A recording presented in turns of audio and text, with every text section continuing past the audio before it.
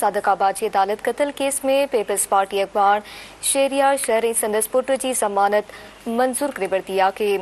अदालत अब्दुल वहीद सिलूरो कत्ल केस में 19 मई ताईं उबूरी जमानत मंजूर करे वरिती आहे। सादिकाबाद जी अदालत कत्ल केस में पीपी अखबार शहरियार शहरी संदस पुट जी जमानत मंजूर करे वरिती आहे।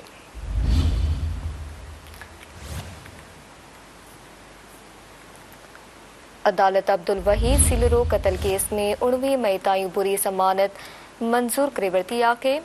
सादिकाबाद जी अदालत कत्ल केस में पीपी अखबार शहरियार शहरी संदस पुट जी जमानत मंजूर करे वरिती आहे। अदालत अब्दुल वहीद सिलूरो कत्ल केस में 19 मई ताईं बुरी जमानत मंजूर करे वरिती आहे।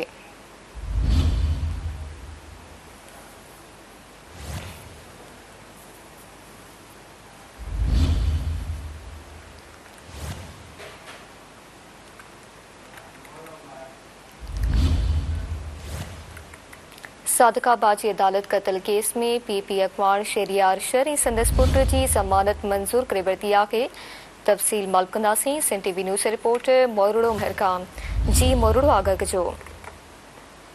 जी बिल्कुल, सादिकाबाद जी अदालत कत्ल केस में पीपी अगवान सरदार शहरियार शहर ऐं हुनजे पुट जहांगीर खान शहर जे अबूरी ज़मानत मंजूर करे वरिती आहे। कुझु अर्सो अॻु माशको थाणे ते अॻूणे एमपी सरदार शहरियार शहर ऐं संदसि पुट जहांगीर खान शहर जे ख़िलाफ़ क़तल थी वियल अब्दुल वहीद सिलरो जे क़तल जी एफआईआर दाख़िल कई वई हुई। उन क़तल केस में ज़मानत लाइ सरदार शहरियार शहर ऐं हुनजे पुट जहांगीर शहर जे तरफ़ां सादिकाबाद जे एडिशनल सेशन जज जी अदालत में ज़मानत लाइ गिरफ़्तारीअ खां अॻु वारी अबूरी ज़मानत हासिल करण लाइ दरख़्वास्त ॾिनी वई, जंहिं उन हवाले सां जहांगीर खान शहर जो चवणु आहे त सादिकाबाद जे एडिशनल सेशन जज क़तल थी वियल अब्दुल वहीद सिलरो जे क़तल केस में हुनजे वालिद शहरियार शहर सरदार ऐं हुनजो जहांगीर खान शहर जो चवणु आहे त मुंहिंजी अबूरी ज़मानत जेका आहे उहा 19 मई ताईं मंज़ूर करे वरिती आहे। जहांगीर खान शहर जो वधीक चवणु आहे त पुलिस अब्दुल वहीद सिलरो जे क़तल केस मां पी सरदार शहरियार खान शहर ऐं